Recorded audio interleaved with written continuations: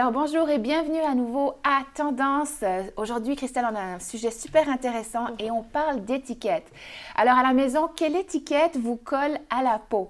On sait que depuis tout petit, on a souvent des étiquettes, des noms, des petits mots anodins que nos parents nous ont dit, que nos oncles ou nos tantes nous ont dit, qui nous collent à la peau. Exactement. Et puis toi, tu avais un exemple assez concret. J'en ai un qui m'a collé à la peau toute ma vie. Quand j'étais petite, on n'arrêtait pas de me dire que t'es trop coincée, t'es trop dure, t'es trop logique. C'est le mot qu'on disait, t'es trop logique. Et ça m'a suivie pendant longtemps. Et j'ai vraiment dû faire beaucoup d'efforts pour m'en débarrasser parce que ça affectait mes relations avec plusieurs personnes. OK. Oui, c'est vrai. Puis souvent, le parent va parler devant l'enfant. Ça veut dire les enfants sont là, puis on va les excuser.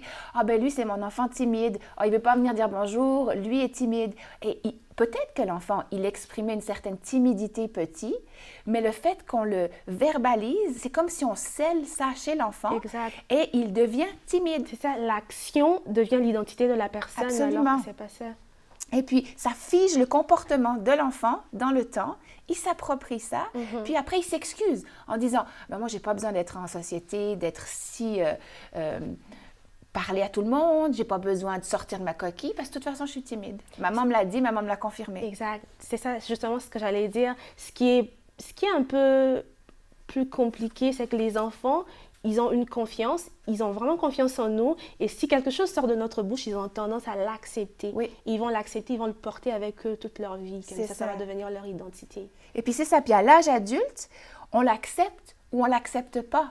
Mais on peut oser se poser la question aujourd'hui, est-ce qu'il y a des étiquettes qui me collent à la peau? Et j'aimerais vous laisser avec ce verset d'Éphésiens 3,12 qui dit « C'est en Christ, par la foi en lui, que nous avons la liberté de nous approcher de Dieu avec confiance. » Avec cette confiance sans étiquette. Cette confiance qui dit « Tu n'as pas besoin d'être timide, tu n'as pas besoin d'être retiré. » Exact. Tu as seulement besoin d'être ce que Dieu dit que tu es. Exactement. Tu n'es pas ce que les autres personnes ont dit que tu es.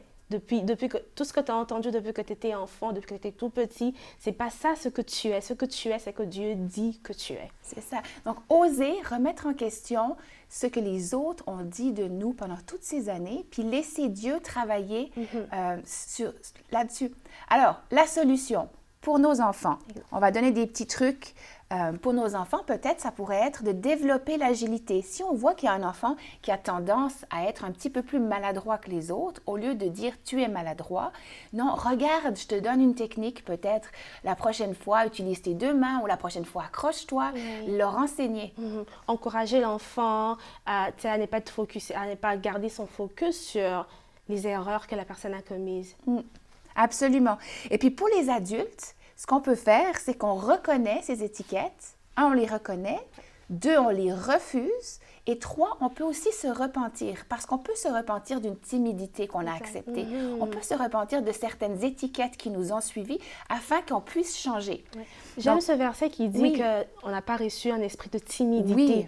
Ça ne veut pas dire que tu ne vas pas ressentir de la timidité. Ça veut dire que lorsque tu ressens de la timidité, tu dois te repentir et dire à cet esprit, ce n'est pas l'esprit que j'ai reçu. J'ai reçu un esprit de force, d'amour. Et le verset continue. Et de puissance. Oui.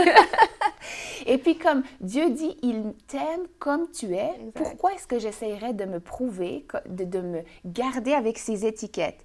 Et puis donc, je peux les refuser. Donc, on les refuse, on ne se laisse pas abattre. Non. Et puis, je pense que c'est important aussi d'avoir un langage positif envers nous pour démonter, disons que tu as 30 ans, ça fait 30 ans que tu entends une étiquette, 30 ans que tu entends encore tes parents le dire alors que tu n'es plus à la maison.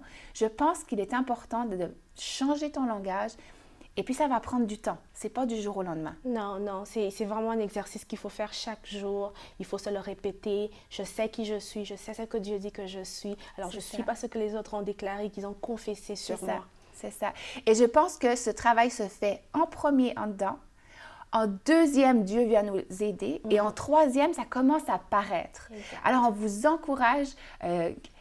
décollez ces étiquettes si vous nous regardez, décollez-les et puis on vous souhaite une bonne semaine.